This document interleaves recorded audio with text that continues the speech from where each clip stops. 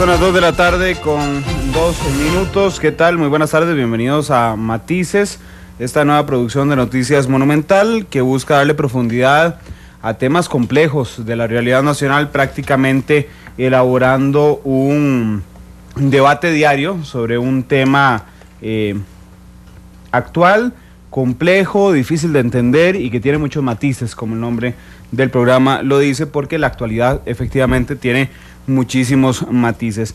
El tema de fondo hoy es si debe castigarse la fuga de información de oficinas públicas. Sin embargo, tenemos de entrada, como lo hemos hecho en los últimos días, otro tema que duraremos unos 15 minutos desarrollando para después entrar al tema de fondo. Hoy me acompaña en esta cabina de Radio Monumental la periodista de noticias, Febe Cruz. Febe, ¿qué tal? Buenas tardes. Muy buenas tardes para usted, Randall, para todos los que nos premian con su sintonía a esta hora. Gracias por acompañarnos y también para analizar con nosotros un tema de fondo como es la pregunta que lanzamos hoy acá en Matices: ¿debe castigarse la fuga de información de oficinas públicas? Un tema que ha estado en el tapete en las últimas semanas y por supuesto hoy con analistas y por supuesto su opinión, que es importante para nosotros a través de la línea telefónica y también a través de las redes sociales, pues que lleguemos a una conclusión, es lo más importante creo que tenemos en este programa. Así es, de hecho voy a pedirle a Gravin Granado, nuestro compañero que maneja a esta hora las redes sociales de Monumental, poner a partir de ese instante la pregunta de Matices el día de hoy: ¿debe castigarse la fuga de información de oficinas públicas? Ahorita le vamos a presentar a nuestros invitados el día de hoy. Vamos a iniciar con una información interesante, particular.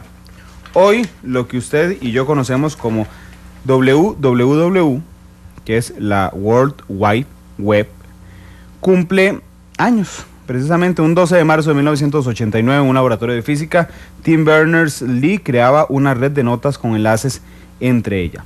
Hoy cumple 25 años. 25 años ya de que utilizamos el www, que bueno, que es necesario en esta época para todos, creo. Yo no sé usted, pero yo agradezco, por supuesto, enormemente la aparición de la red mundial de la www. Es una de las herramientas básicas para la transferencia de información, por supuesto, alrededor del mundo. De hecho, en un blog de Google, Berners-Lee indicó que el 40% de los habitantes del mundo están conectados a la web, generando un valor por billones de dólares, transformando la educación, la sanidad e impulsando también los movimientos democráticos. Sí, así es. La compañía, a través de la página www.webat25.org, celebra su cumpleaños, celebración a la que se han unido personalidades como el cofundador de Wikipedia, Jimmy Wales, o el ex primer ministro británico Tony Blair, quien afirmó que la web ha supuesto una revolución cuyo impacto radical ha provocado que el mundo nunca más vuelva a ser el mismo definitivamente. Hoy, amigos y amigas, es muy difícil imaginarse el mundo sin internet. Sin las 3W. Y es difícil explicar a la gente que nació después de 1989, es difícil explicar cómo era el mundo sin internet. Uno ha escuchado y ha leído el terror que tenían muchos con el ingreso de internet al mundo, de qué iba a pasar. Que se iba a acabar el mundo. Sí, que qué era eso que estaba ingresando en ese momento, y hoy es parte de nuestra vida y también se apega a todo lo que hacemos a diario acá en Monumental, por supuesto, que hemos impulsado a través de nuestra página, de las redes sociales, siempre pues la tecnología y la innovación. Febe, ¿cuál es el mejor aporte que le ha dejado a usted internet? Creo que el tener el conocimiento y el acceso a la información inmediata. Bueno, igual yo, a mí me parece que tener un periódico internacional de cualquier parte del mundo a un teclado de distancia es maravilloso. Es impresionante. Bien, de hecho, vamos a hablar con don Fabio Macís, director ejecutivo de la Cámara de Infocomunicación y Tecnología, y después vamos a abrir la línea telefónica para preguntarles a ustedes cuál es el principal aporte que en su vida ha hecho la www. No podemos decir que el Internet cumple 25 años, porque Internet empezó como una red en Estados Unidos, una red militar en primera instancia en los Estados Unidos. Entonces no es en sí el Internet, sino la www, lo que cumple 25 años. Pero la pregunta en general: ¿qué le ha aportado Internet a su vida? ¿Cuál es el principal aporte? Don Fabio, muy buenas tardes, gracias por acompañarnos en este cumpleaños de la www. Muy buenas tardes, Randall, muy buenas tardes a los radioescuchas de Matices. Bueno, en mi caso particular, creo que el principal aporte de de la red informática mundial definitivamente ha sido el lograr acercarme a muchos amigos que han quedado dispersos por ahí, en varios lugares del mundo, y que a la vuelta de los años, a través de redes sociales como Facebook, pues uno los ha logrado contactar y tener una relación cercana que antes, como bien decían ustedes ahora al inicio, la gente que es anterior a este mundo de Internet no logra entender todavía cómo es que nosotros nos manejábamos por cartas, ¿verdad? Entonces me parece que en mi caso personal el tema de acercarnos a esos amigos, a esos familiares, ha sido vital para todos. De hecho, don Fabio, vamos a ver si tenemos, vamos a ver si lo estaba buscando, vamos a ver si logro acercar el micrófono. Eso ya la gente, creo que ¿se acuerda del modem? Mi hija ya eso no lo conoció, ese sonidito. De hecho, ¿usted se acuerda, Febe? Sí. No, eso, vamos a ver, en Costa Rica eso todavía lo teníamos hace unos 12, 7, 8 años. No, sí, todavía hace 7, 8 años el dial-up servía. Me parece que evidentemente con las redes móviles eso ha variado, con la velocidad que ofrecen las diferentes compañías, eso ha ido variando y ya ahora no necesitamos de eso, pero ustedes no sé si recordarán de que uno tenía que llamar a un número, esperar a que ese sonido saliera y la velocidad con la que nos llegaba era cuando mucho 512 kb. Sí, ver una foto era un milagro. ¿Usted, Febe, se acuerda de este sonido? Ese sonido sí lo recuerdo. Sí lo recuerdo en algún momento haberlo escuchado. No precisamente que yo lo buscara, pero sí recuerdo haberlo escuchado. Era complicadísimo configurar la computadora. Había que ponerle una P al número para que hiciera una pausa, llamar al número, que no me acuerdo cuál era, y cuando marcaba el número, digamos, cuando ya contestaban, tenía que hacer una pausa y marcar otro nuevo número. Ver una foto era un milagro. Sí.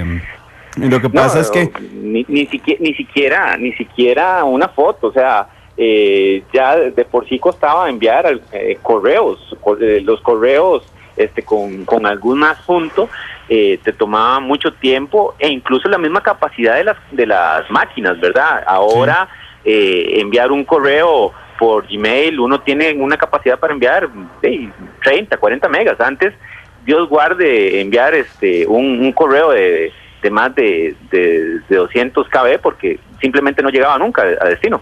Y 200 kb era mucho porque no cabía en un disquete. Sí, bueno, exactamente. No, yo le hablo tal vez hace unos 10 años, cuando iniciaba esto, de hecho recuerdo en el año 94 fue mi primer contacto con Internet.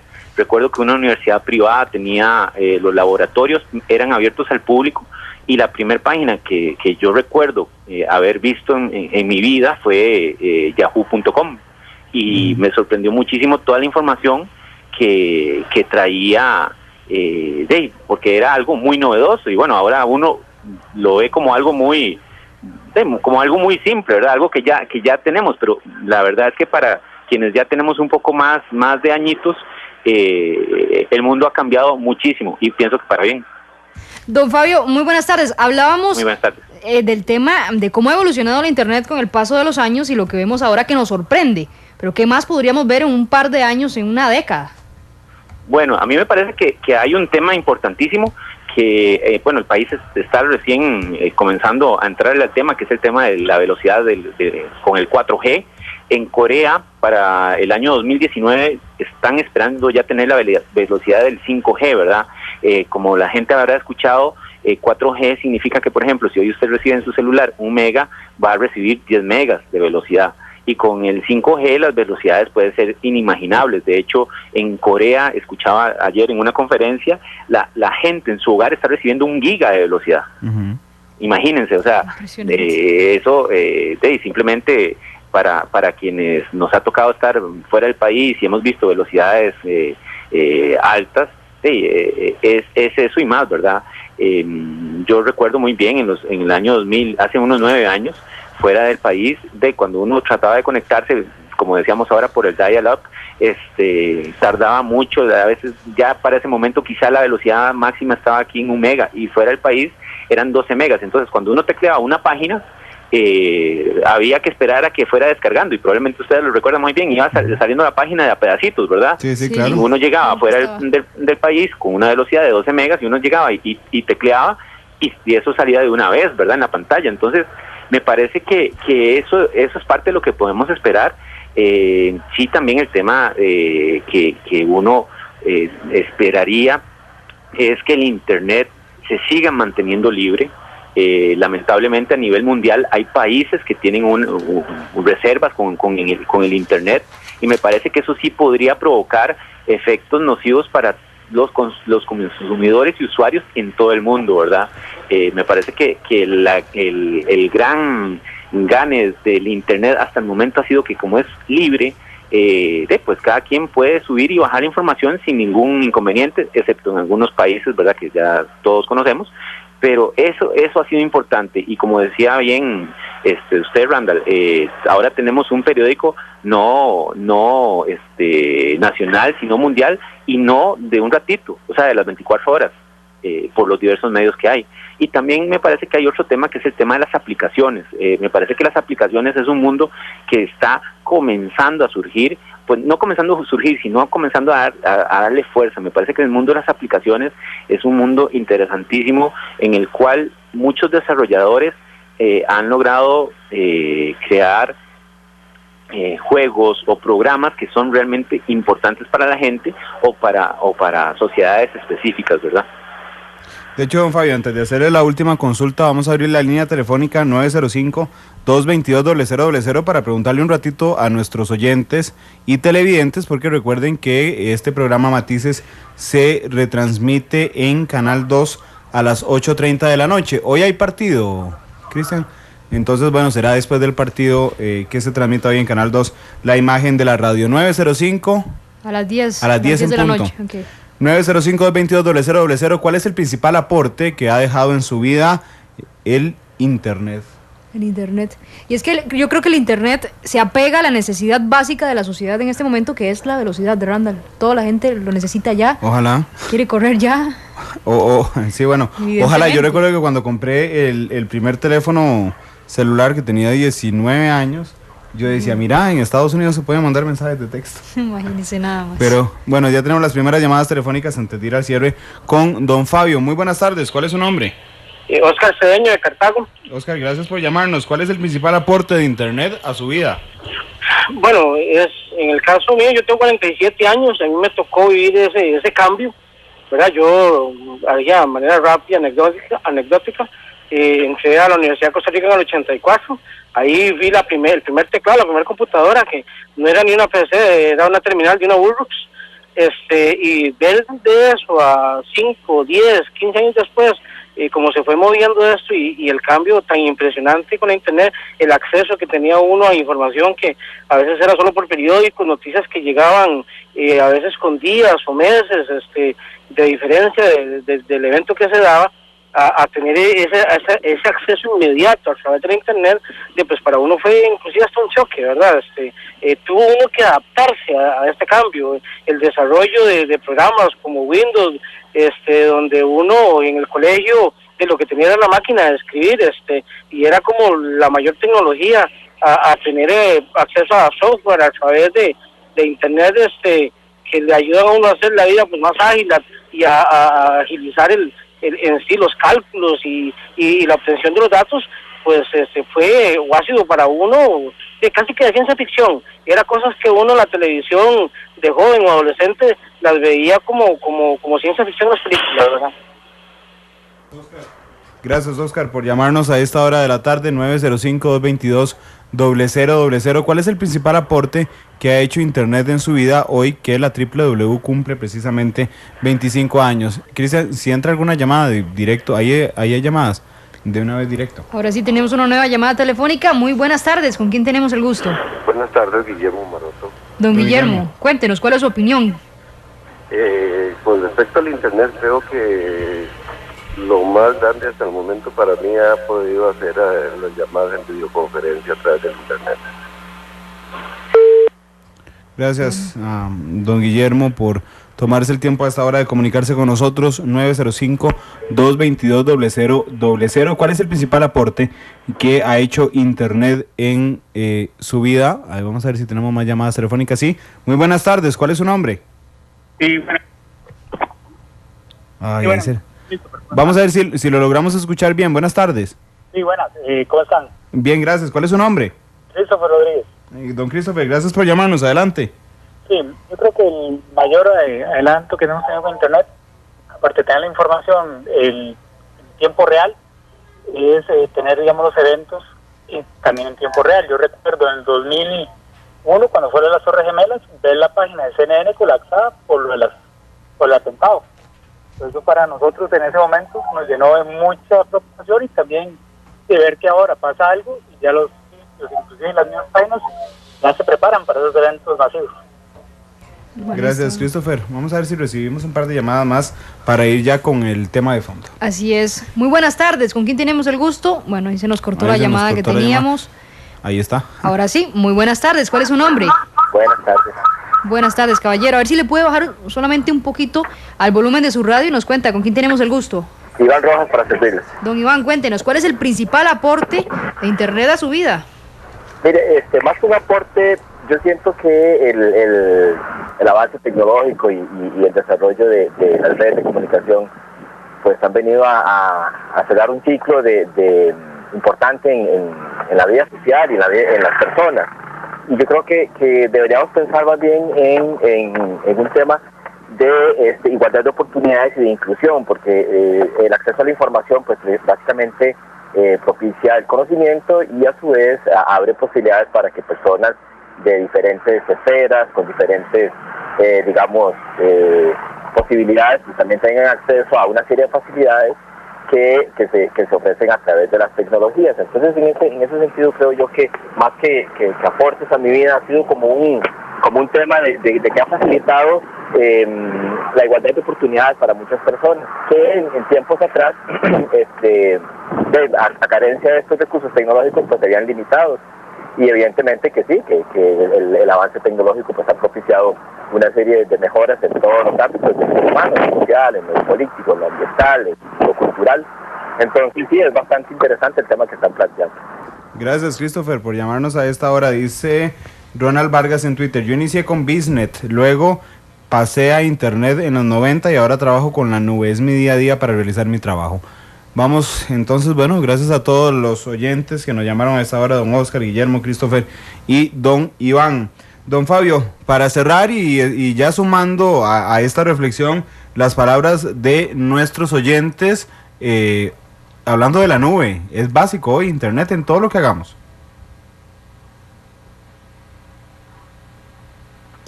Vamos a ver, lo perdimos. Bueno, no importa, Cristian, vamos a ir a la pausa comercial. Gracias a don Fabio, que nos ayudó, el director ejecutivo, don Fabio Macís, director ejecutivo de la Cámara de Infocomunicación y Tecnología, y a los oyentes que nos acompañaron. Bueno, ahí está don Fabio. Estamos corrigiendo un detallito técnico, y ahora sí está don Fabio. Don Fabio, le pedí un cierre sobre la importancia de todo esto nuevo que surge, la nube, todo hoy está en Internet, don Fabio. Sí, efectivamente me parece que el tema de Internet es no solo es una realidad, no es el presente, es el futuro, sino que ya es parte de nuestras vidas. Para todos nosotros, sea desde el campo laboral, para el tema de oportunidades de negocios, es sumamente valioso. El tema de la nube definitivamente es un cambio cultural, ¿verdad? Creo que muchos estamos apegados al tema de tener un disquito, tener un drive, incluso tener las cosas en papel, y ahora todo eso se puede tener, como se dice, bien en la nube, que para quienes no conocen el concepto, es que todos los documentos que usted tiene o las fotos, simplemente, como por ejemplo cuando los sube a Facebook, usted ahí los está subiendo a la nube y ahí usted los puede acceder y lo puede acceder desde cualquier lugar, puede ser en cualquier lugar del mundo, siempre que esté conectado a Internet con cualquier aparato, puede ser un teléfono, una tablet o una computadora. Entonces, definitivamente, Internet ha cambiado el modo de vida de las personas, como decían ustedes antes. Esto hace que se aligere todo, pero bueno, es una por otra. Hoy creo que tenemos mucha gente mucho más consciente de la realidad no solo nacional, sino mundial, y que se puede informar por distintos medios, y me parece que eso es lo más valioso que tenemos gracias justamente al Internet.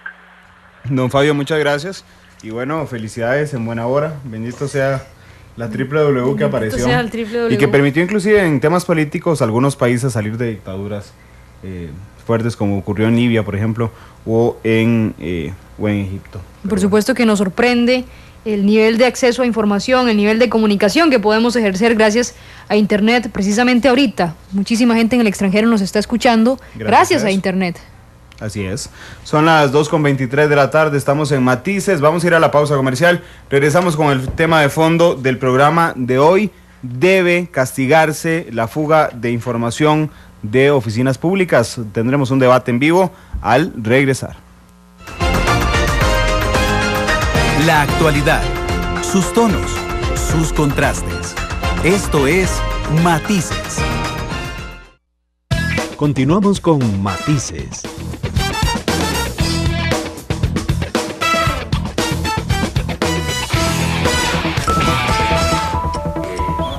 Son las 2:25 de la tarde, regresamos a Matices con el tema de fondo del día de hoy. ¿Debe castigarse la fuga de información de oficinas públicas? Para ser absolutamente transparentes con ustedes, hemos invitado hoy a 3 panelistas aquí a la cabina. Un panelista por teléfono, ese no pudo venir. Les voy a decir que es Francisco Fonseca, el fiscal adjunto de San José del Ministerio Público. Don Edward Tacuña, abogado penalista que está hoy con nosotros. Don Edward, ¿qué tal? Buenas tardes. Buenas tardes, ¿qué tal? ¿Cómo están? Don Fabián Bolio, abogado constitucionalista, que está con nosotros esta tarde. ¿Qué tal, don Fabián? Muy buenas tardes, gracias por la invitación. Y a don Albino Vargas, secretario general de la Asociación Nacional de Empleados Públicos y Privados, que estaba aquí con nosotros en las instalaciones de Monumental. Nos acaba de decir que se le presentó una situación familiar y se fue. Tuvo que irse. Estos son los riesgos de lo que pasa en vivo, pero igual vamos a iniciar hoy un debate sobre el tema de la información, de la fuga de información de instituciones públicas. Hay algunos casos recientes que nos permiten poner sobre la palestra el tema. Uno de esos, precisamente por eso habíamos traído a don Albino, el protagonista fue don Albino Vargas, cuando anunció en Twitter que don Johnny Araya, el candidato presidencial de Liberación Nacional, iba a ser notificado por un problema tributario. Después él alegó que se dio cuenta porque tenía una fuente en la Dirección de Tributación, pero también hay todo un escándalo en el Poder Judicial por una funcionaria que supuestamente le pasó información a un periodista de Diario Extra. Y hoy el semanario Universidad nos pone un tema interesante también en portada, que la Procuraduría de la Ética le había advertido al Banco Central sobre el riesgo de la filtración de información relacionada con el tipo de cambio. Precisamente vamos a contarles antes en un estado de situación de este tema que establece la legislación costarricense sobre la fuga de información. Las grandes obras inician con un borrador. Para elaborar el tema de hoy, este es nuestro boceto.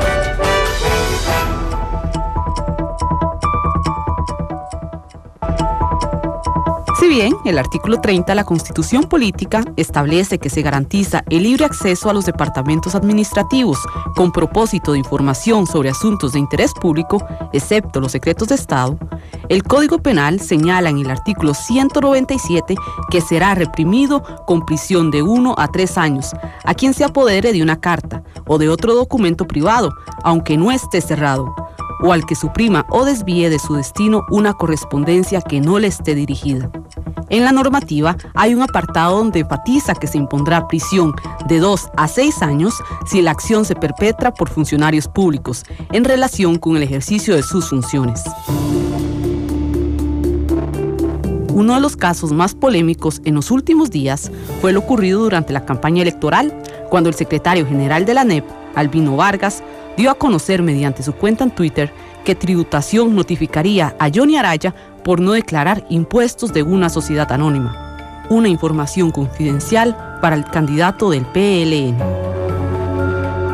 Por otra parte, la Policía Judicial abrió una investigación para determinar quién filtró información a un medio de comunicación en un caso de secuestro.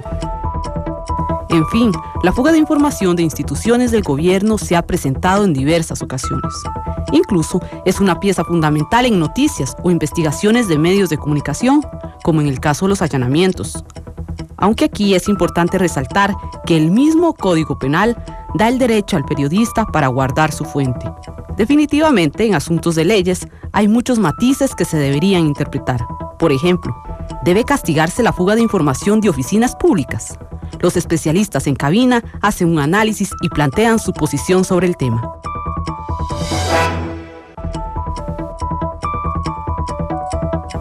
Son las 2:29 de la tarde y escuchábamos a nuestra compañera productora Isel Martínez dándonos un estado de situación sobre lo que ocurre o lo que estipula la legislación costarricense sobre la fuga de información. Vamos ahora sí al intercambio de opiniones. Vamos precisamente con nuestra sección Blancos y Negros. Les decíamos que está aquí en la cabina monumental. Bueno, habíamos invitado a don Albino Vargas, secretario general de ANEP. Vino a las instalaciones de Central de Radios hace unos 10 minutos. Dijo que se tenía que retirar por un tema familiar. Así es que voy a empezar con don Igual Tacuña, abogado penalista, analista penal, además de Noticia Monumental desde hace mucho tiempo. Primero, ¿qué estipula la legislación costarricense, don Ewald, y cómo ve el tema en la actualidad en esta coyuntura particular? Buenas tardes, Randall, Febe, don Fabián, y a los oyentes y a los televidentes. Sin querer entrometerme en el área en la que don Fabián muy probablemente se va a referir ahora, yo partiría explicando que la regla constitucional es que toda comunicación del Estado, del gobierno, del sector público es pública, la información es pública y la excepción es la privacidad. Mientras que en relación con los sujetos particulares, con cada uno de los ciudadanos, la regla es la privacidad, la confidencialidad de la información y la excepción la publicidad. Desde esa perspectiva, en materia penal, se regula y se sancionan 3 conductas básicas. La primera es divulgar secretos a aquella persona que en razón de su oficio, de su ocupación, se haya enterado. Pensemos, por ejemplo, psicólogos, médicos, periodistas, abogados, sacerdotes, y no es una lista taxativa y pueden incluir muchísimas opciones, que divulguen la información sin una justa causa. La segunda posibilidad es aquel funcionario público que, conociendo de secretos de Estado o de información sensible por razón de su cargo, la divulgue igualmente sin que exista una justa causa. Y una figura particular relativamente nueva en nuestra legislación, pero que no se ha aplicado, tiene que ver con el caso de la divulgación y manipulación de la información referente a grupos bursátiles o a la bolsa de valores, que es igualmente información sensible y que tiene que ver con el tema, por ejemplo, lo hablaban ustedes el día de ayer en el programa, con aquellas personas que pueden manejar información sobre cuáles son las reglas y los criterios de oportunidad que maneja el Banco Central para intervenir en el mercado cambiario y que pueden provocar un uso indebido de esa información por parte de terceros. Don Fabián, bueno, ya escuchamos la parte penal con don Ewald. La parte constitucional, en general, el tema de la fuga de información de oficinas públicas, ¿qué artículos de la Constitución lo rigen y debe castigarse? Bueno, gracias. En primer lugar, es una regla muy antigua, la protección de la privacidad en la modalidad de las comunicaciones. Antes, evidentemente, se hacían cartas y por lo tanto se hablaba de esa correspondencia. Pero la Constitución no limita el medio de comunicación protegido, sino que ante la evolución de la tecnología evidentemente también están protegidas esas comunicaciones que no están dirigidas al público ni pretenden estar dirigidas, pero que se desarrollan por los medios electrónicos modernos como un correo electrónico o cualquier otro mensaje similar. Recuerdo un caso que se litigó en la Sala Constitucional de un funcionario que algo publicó. Él alegó que era una comunicación privada porque se dirigía, se suponía, a una persona en particular comentando sobre otra, Pero cuando se hizo la investigación, en el propio recurso de amparo se probó que la había dirigido a una larga lista de personas. Entonces ya perdía esa intención de ser una comunicación bilateral o privada, sino que tenía la intención de difundirla. El medio fue un medio electrónico. Ahora, en segundo lugar, hay algunos actos protegidos. Negociaciones diplomáticas en curso están protegidos porque así lo dice la Constitución, de manera que cuando el Ministerio de Relaciones Exteriores o la Presidencia de la República están negociando con otro país o con un organismo internacional alguna decisión, suscribir un tratado, por ejemplo, abrir relaciones diplomáticas con el país con el que no tenemos relaciones diplomáticas, todas esas conversaciones e incluso podrían ser documentos que han intercambiado los gobiernos están protegidos. Como decía don Edward, es una excepción porque el artículo 272 de la Ley de la Administración Pública dice que en el momento en que un documento se firma es público. Ahora, en el campo nuevo de las telecomunicaciones, la Ley General de Telecomunicaciones y la Ley de Fortalecimiento del ICE le permite a estas instituciones del área de telecomunicaciones mantener secretos, o mejor dicho, confidenciales frente a terceros, la información de tipo mercantil que tiene que ver con el giro del negocio. ¿Por qué? Porque son empresas que están en competencia. Entonces, las empresas estatales que están en un mercado, que están en una actividad de competencia, pueden mantener resguardados documentos que pese a ser firmados ya, según aquí esa primera regla, y pese a ser públicos, pueden mantenerse confidenciales. ¿Por qué? Porque le otorga una ventaja a un competidor en el mercado. Llámese seguros, bancos también tienen una regulación, y ahora telecomunicaciones. Pero las personas, esos son los funcionarios públicos, las personas tienen una protección amplísima respecto de cualquier medio, y creo, entrando ya a estos casos que han ocurrido, que no es el hecho de que se haya fugado y que ya se haya hecho público que le resta la naturaleza de privada a la comunicación. Lo que quiero decir es que aquel que utilice una información ilícitamente obtenida, que está protegida por esa confidencialidad, por ese derecho a la intimidad, debe ser sancionado conforme a la ley, aunque ya se publique. Repito, no es la publicación. ¿Perdón? Aquel que la utilice. Por supuesto. Es que yo soy periodista. Que la difunda y que la utilice. Okay. Le voy a poner un ejemplo muy reciente. Mientras le pido a don Francisco Fonseca, fiscal adjunto, que está con nosotros en línea telefónica, que me espere un minutito ahí en línea.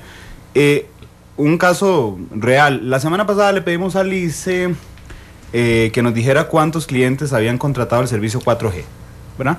El ICE nos responde a Noticia Monumental y nos dice que no nos puede decir, alegando precisamente que es un tema mercantil. Bueno, perfecto. Si yo, ya esto es un caso hipotético, consiguiera esa información, por otro lado, evidentemente no voy yo a la oficina del ICE a sacarla, sino que la consigo con un contacto en el ICE.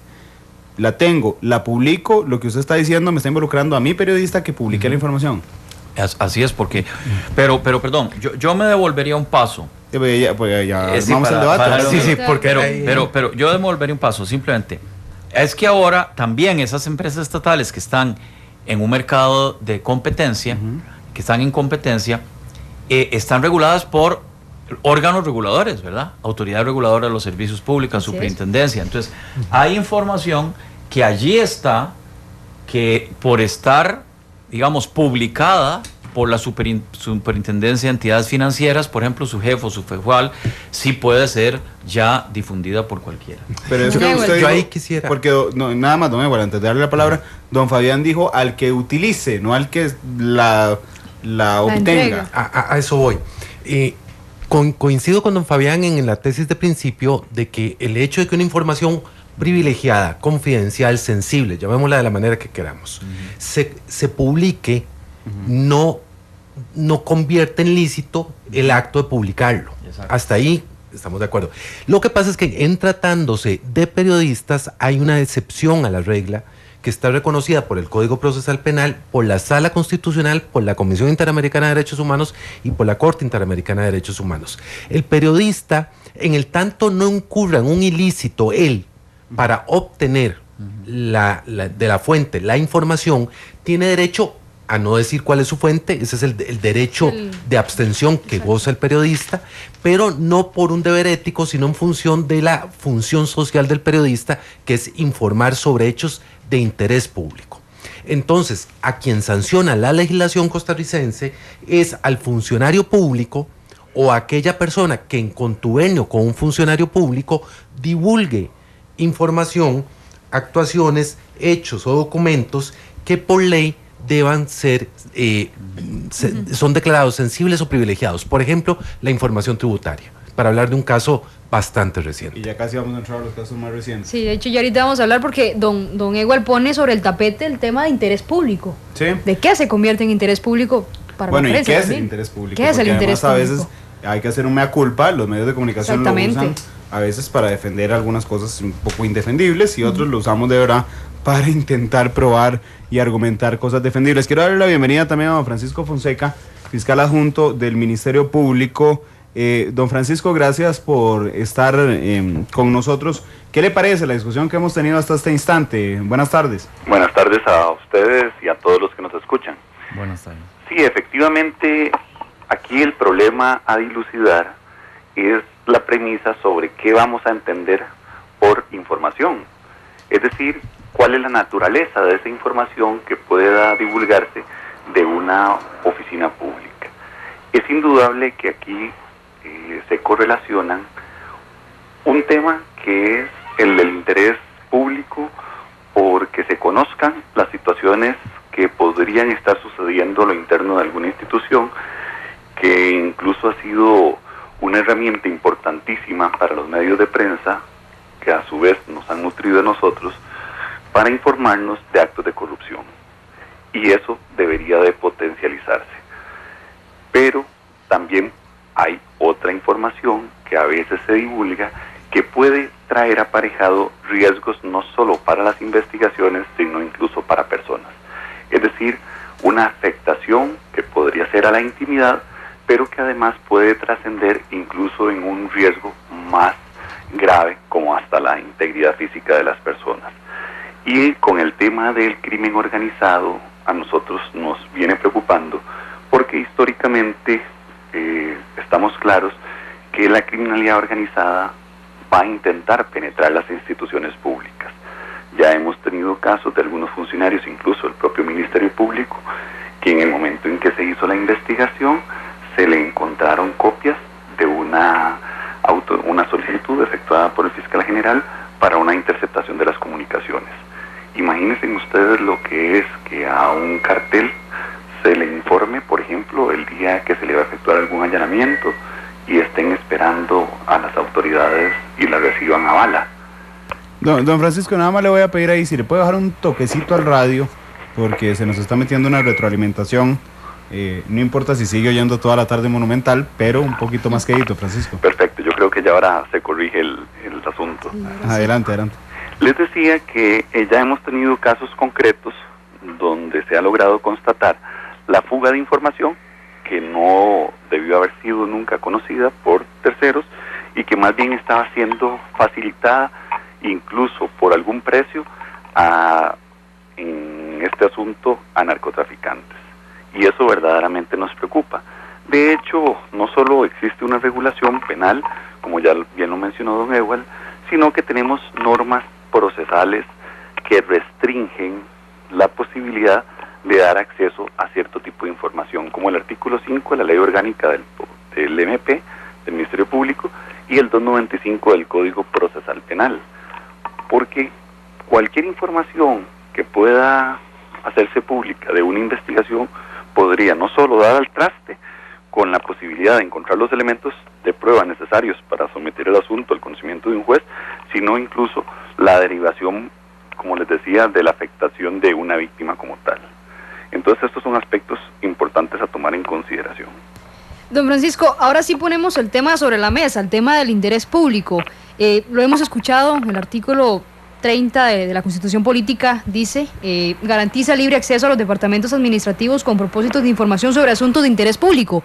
Pero, don Francisco, ¿qué es interés público?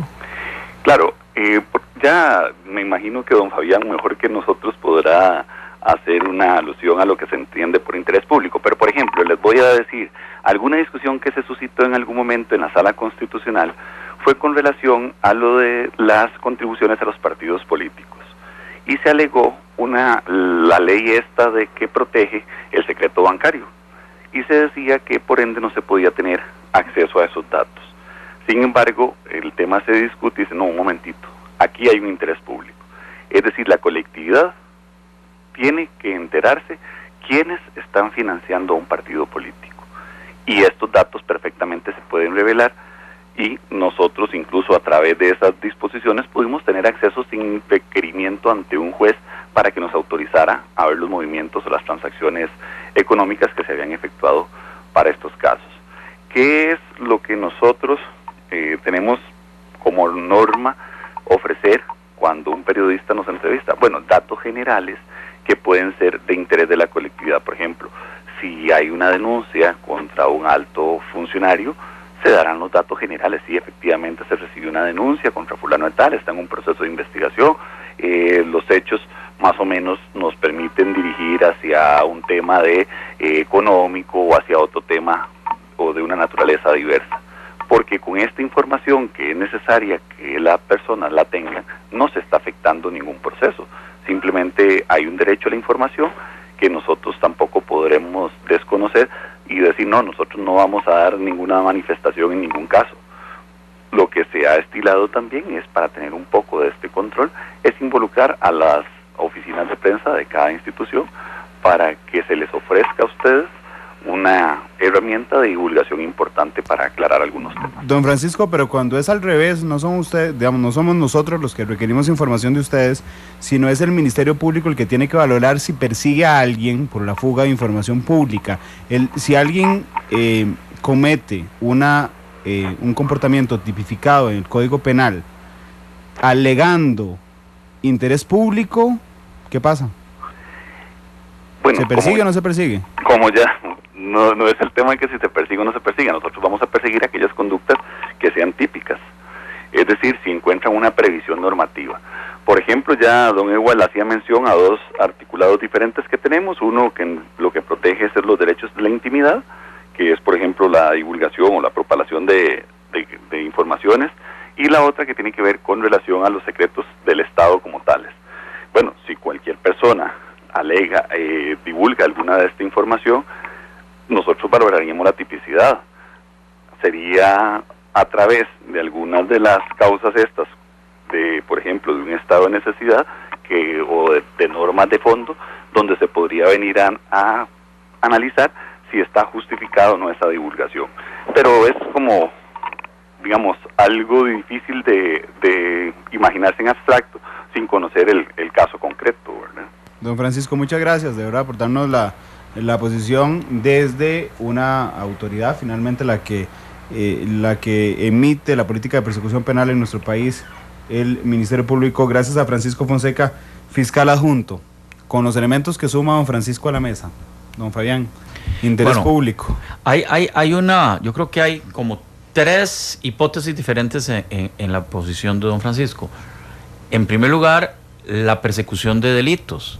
Evidentemente, si el Ministerio Público, los jueces están persiguiendo delitos, nadie puede alegar con infidencialidad o secretos de documentos o de información, porque existirán los procedimientos ante el juez para secuestrar esos documentos.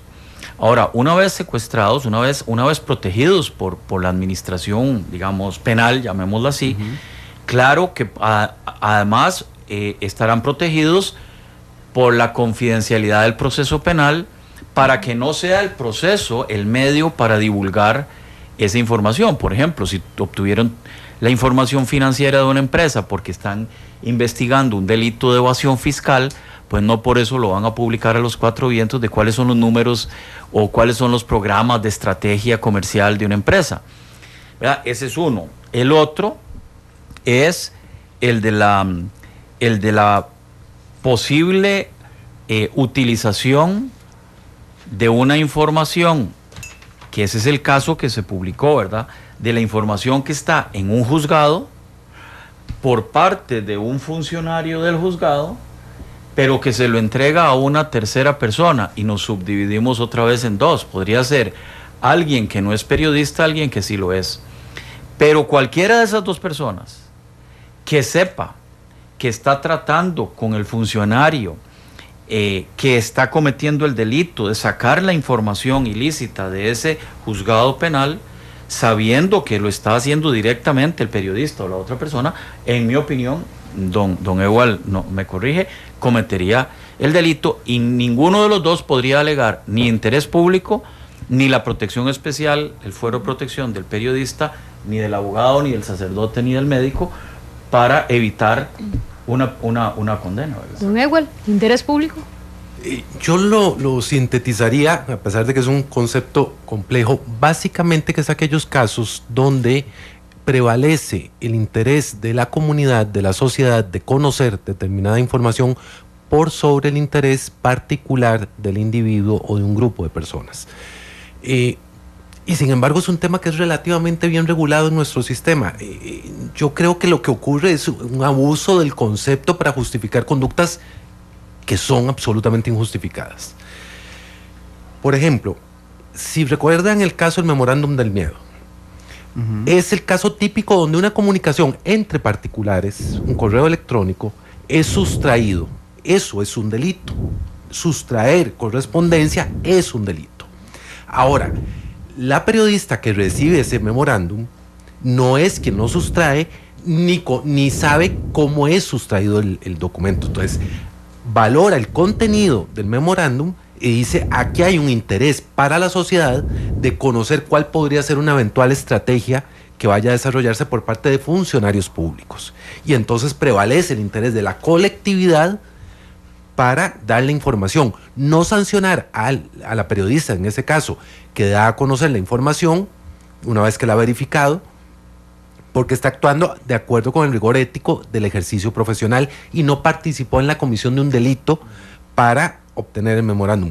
Cosa distinta, si un periodista paga, y los favores se pagan de muchas maneras, a cambio de información privilegiada, información sensible de la policía, de la fiscalía, de un juzgado, de un tribunal, de una sala, de la Corte Suprema, sabiendo que quien está divulgando la información está cometiendo en ese momento un acto ilícito y simplemente pretende justificar la ilicitud del acto cubriéndolo con el manto de interés público, que se vuelve relativo, porque el interés público no es el interés de publicar.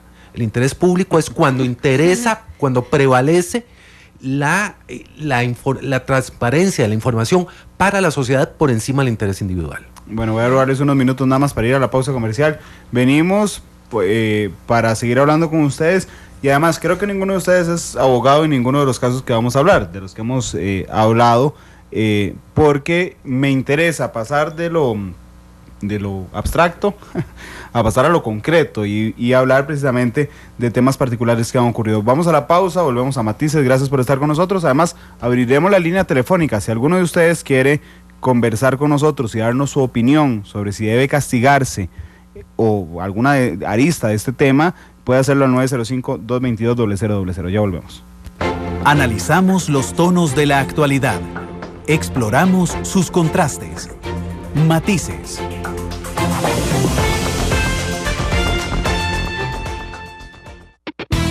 Continuamos con Matices.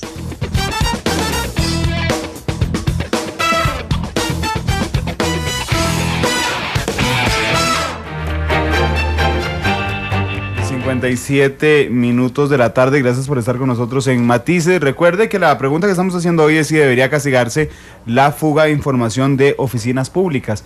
Si usted nos está escuchando, puede opinar, sí o no, a través de nuestra línea telefónica 905-222-0000. Le recordamos que don Albino Vargas, secretario general de ANEP, estaba invitado a este debate el día de hoy en Matices. Llegó aquí a las instalaciones de Radio Monumental, pero se retiró alegando que tenía un problema familiar. Les decía antes del corte, intentaremos concretar los temas, entonces vamos a hablar de uno de los temas. Uno, el de don Albino, precisamente, que por eso lo traíamos hoy. Además, don Albino anuncia en una red social, en Twitter particularmente, hoy notificarán a Johnny Araya en su casa, habitación, de un problema con tributación. Evidentemente toda la prensa se va para allá. Bueno, don Albino dice, sí, me lo pasó un miembro de ANEP que trabaja en tributación, que no voy a decir información. Este caso tiene algunas aristas. Yo a este momento hoy no estoy tan convencido que tenga interés público necesariamente, y por otro lado resultó falsa, digamos, no resultó falsa, resultó que tributación se había equivocado en esta comunicación. ¿Cómo lo ven ustedes, don Fabián? Bueno, yo creo que en primer lugar crea un peligro para la democracia costarricense de primer orden, y a mí me sorprende que el Ministerio Público, para muchísimos casos de menos entidad, corre a secuestrar documentos, a librar órdenes de allanamiento, a órdenes de captura hasta ministros o funcionarios importantes, y hay escándalos. Y en un caso donde se le dice al país que la totalidad de la información confidencial de sus impuestos, de sus tributos, está vulnerada porque hay una red de funcionarios públicos que están allí, que forman a su vez parte de un sindicato y que le pasan la información al líder del sindicato, digamos, yo creo que esto es palabras mayores para la democracia costarricense. En segundo lugar, creo que no es cierto que robarse o fugar esa información de manera ilícita respecto de una figura pública como es un candidato que está inscrito en las elecciones nacionales, y eso es un hecho público y es una actividad pública porque es para conformar los órganos públicos del gobierno de la República. Pero no convierte su información confidencial en información de interés público. No la convierte por eso, es que repito, no es por hacerla pública, que es pública por sí, ni siquiera respecto de un funcionario público.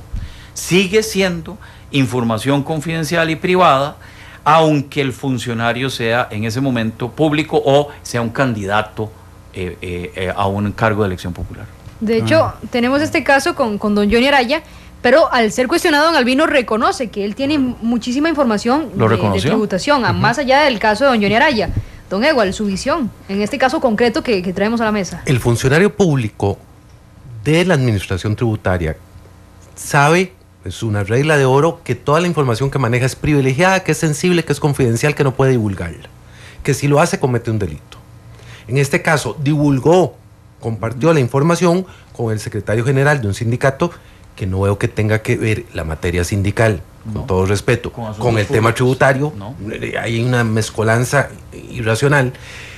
Don Albino, al dar a conocer la información que él dice le entrega un funcionario público, es cómplice, al menos, cuidado si no coautor, y ahí hay un tema ya de argumentación, de tecnicismos que exacto, pero es responsable de la comisión de un delito que es la divulgación de información confidencial, porque la condición del funcionario público se le comunica a él porque él sabe que quien está dando esa información es un funcionario público que tiene prohibido hacer lo que está haciendo.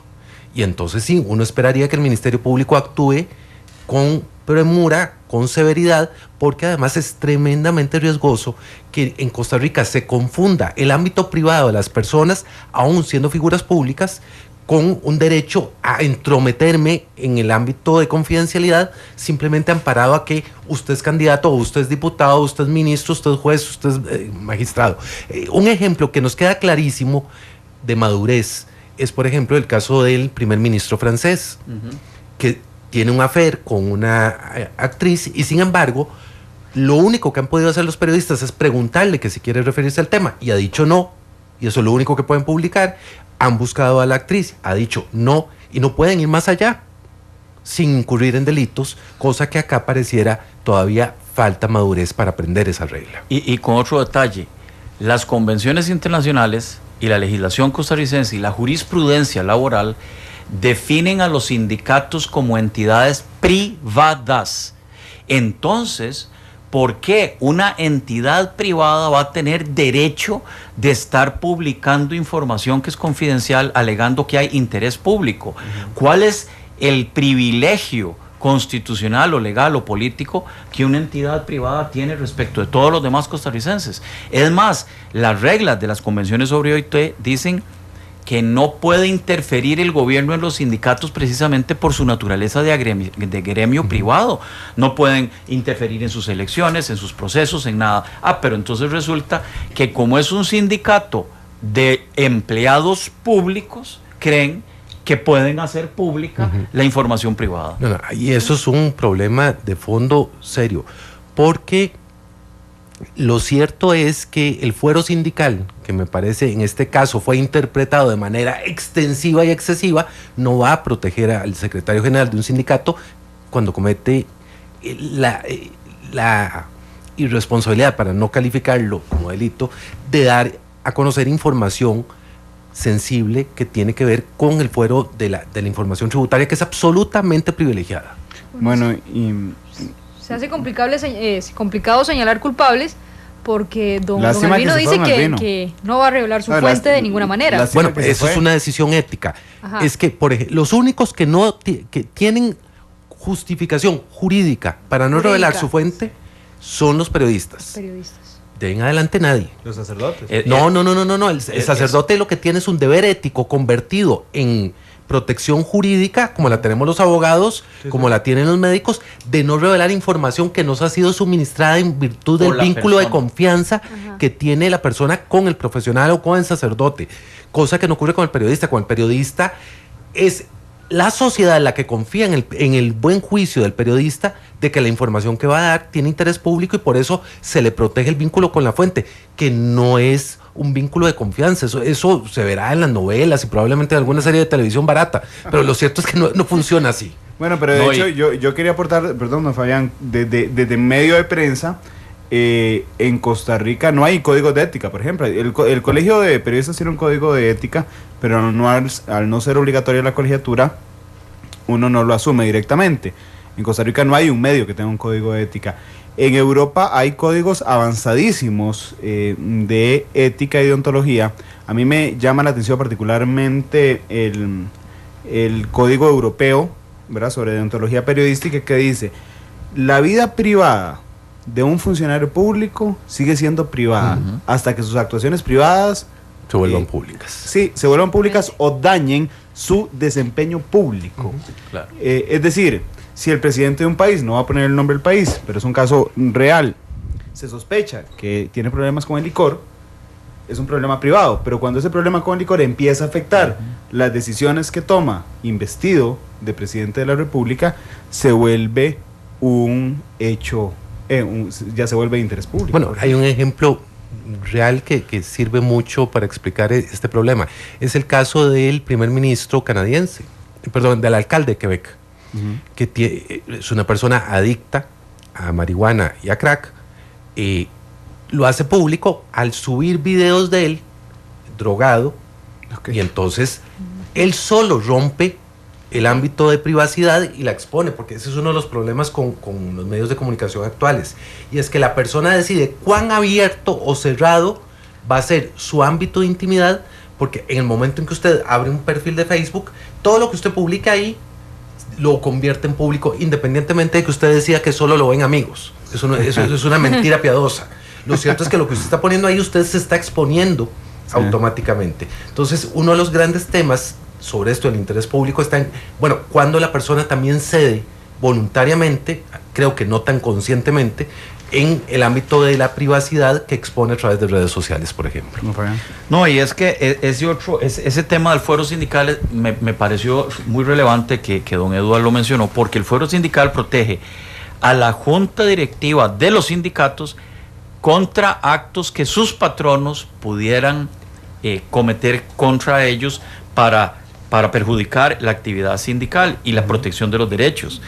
Pero, repito, si la entidad es privada y el fuero solo se limita a una protección frente al patrono, ¿de dónde se dedujo que como yo soy un miembro de una directiva, de un sindicato, de un sector público, de empleados públicos, ya por eso me dio a mí la característica de una especie de gran comunicador de secretos y datos confidenciales, y declaro que por esa razón tengo derecho por un denominado interés público a violar la ley, a cometer delitos. No, yo creo que es muy grave y el efecto puede ser muy dañino, porque si eso es así y eso en otras instituciones ocurre, a los funcionarios que están en el gobierno los pueden chantajear constantemente con la publicación de información confidencial a cambio de un aumento de sueldo, la suscripción de una convención colectiva o no aprobación de un proyecto de ley. Eso afecta, me parece, de una manera muy grave el funcionamiento de la democracia de Costa Rica. Bueno, y nos pone un tema muy interesante en Twitter sobre la mesa, Marvinies, y es un tema que también en el momento en que nos tocó reportar el caso, nos preguntamos muchos periodistas, el tema de las cláusulas de las concesiones. Por ejemplo, este finiquito del contrato con la empresa OAS, muchos queríamos saber qué pasaba en las reuniones entre el gobierno OAS y nos decían que eran privadas y eran confidenciales a pesar de que habían fondos públicos. ¿Cómo se maneja el interés público en este tipo de concesiones y estas cláusulas? Aquí reconozco que me lleva por mucho ventaja don Fabián, pero voy a darle mi opinión primero. Para que don Fabián nos ilustre. Pero básicamente la etapa de negociación, aun cuando esté el Estado de por medio, es una etapa que se caracteriza por la confidencialidad. Si algo caracteriza un proceso de negociación, es que yo confío en la otra parte y la información que manejamos ahí no debe salir de ahí para procurar una solución. El problema está en que si yo publicito esa etapa, simplemente la estoy fracasando y además divulgando información que podría ser eventualmente utilizable en perjuicio mío, que esas reglas se establecen de previo a la negociación. Eso sería tanto como pretender que las sentencias de, por ejemplo, la Sala Constitucional, al momento de resolver temas álgidos, la prensa pudiera estar presente para escuchar la discusión entre los magistrados antes de votar el punto. La transparencia y el principio del interés público tiene límites, no tiene carácter absoluto, y los equilibrios van en función de un objetivo que va mucho más allá, y es que es el normal funcionamiento del Estado. Yo no puedo asaltar o de alguna manera poner bombas al sistema democrático, bombas de información que lo vuelven absolutamente inoperante. Don Fabián, ahora sí. No, yo concuerdo que esas fases de negociación en una conciliación bajo la legislación sobre resolución alternativa de conflictos son confidenciales. Pero como aquí interviene el Estado, ¿verdad?, que es el contratista de esta carretera, el resultado final, ese documento sí es público. ¿Por qué? Porque se acordaron allí la utilización de fondos públicos para pagar una indemnización de un contrato público para construir una carretera pública. Tal vez aquí lo que se está diciendo es que las minutas o notas que se tomaron durante la fase de negociación deberían ser públicas. No lo sé, yo creo que no, pero el documento final sí, porque ese es el que se ejecuta con fondos públicos. Ese es el que se firma. Ese es el que se firma y el que se ejecuta, y los fondos públicos se van a pagar de acuerdo a ese documento. Ese documento tiene que ser público y tiene que constar en los registros estatales y cualquiera lo puede pedir. ¿Por qué? Porque precisamente se utilizaron fondos públicos para pagar. Claro, con eso se arregló un contrato. La ruptura unilateral de un contrato que el Estado acordó, pues también el documento final es público. Bueno, voy a meterme en un tema escabroso para nosotros como prensa en los últimos minutos. Antes voy a darles una información de última hora. Un satélite chino acaba de encontrar finalmente la zona del posible accidente del avión de Malaysia Airlines en el mar de China.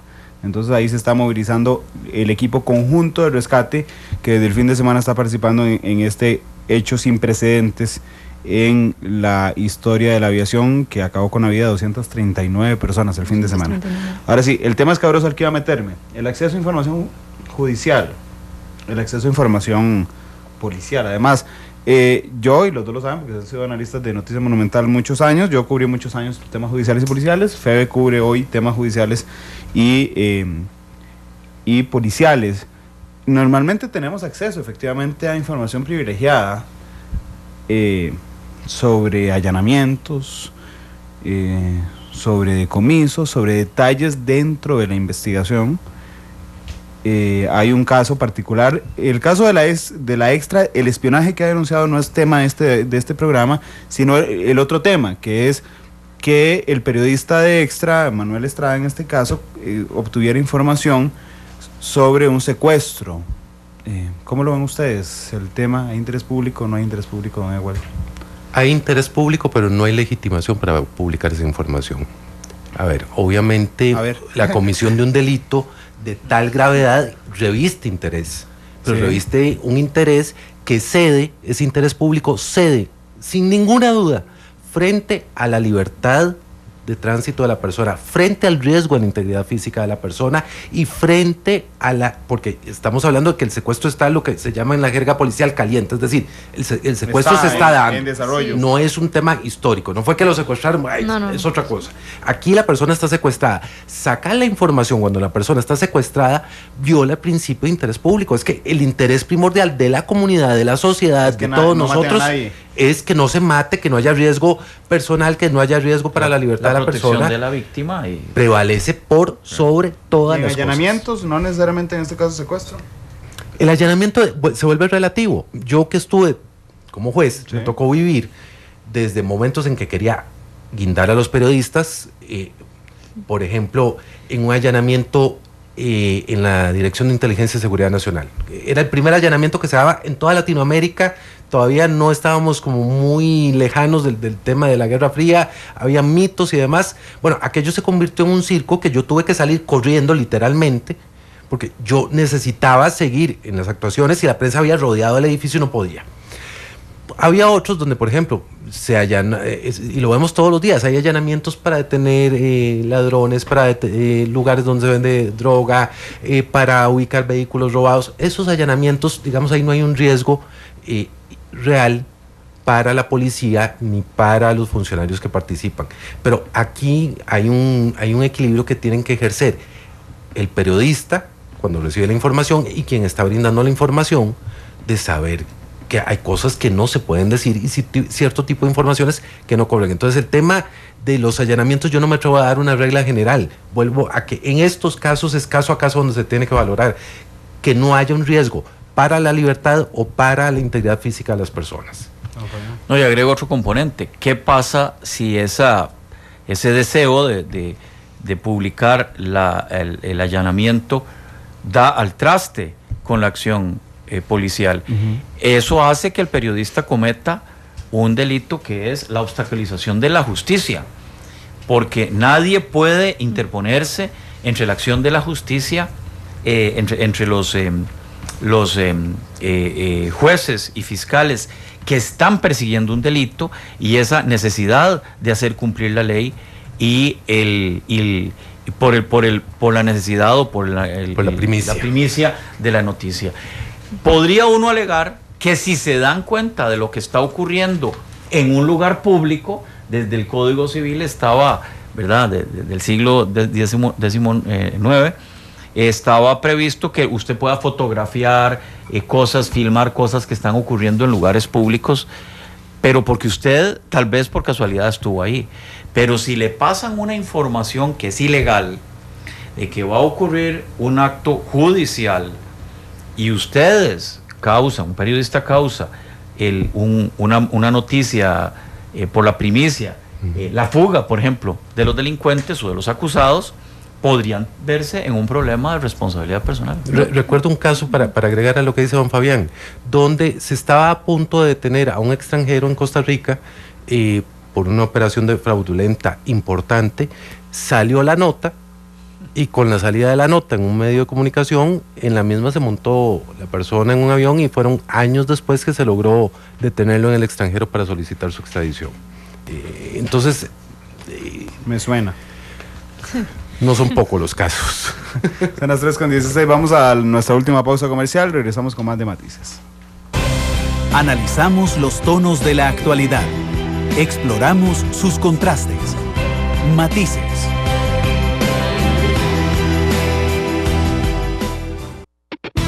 Continuamos con Matices.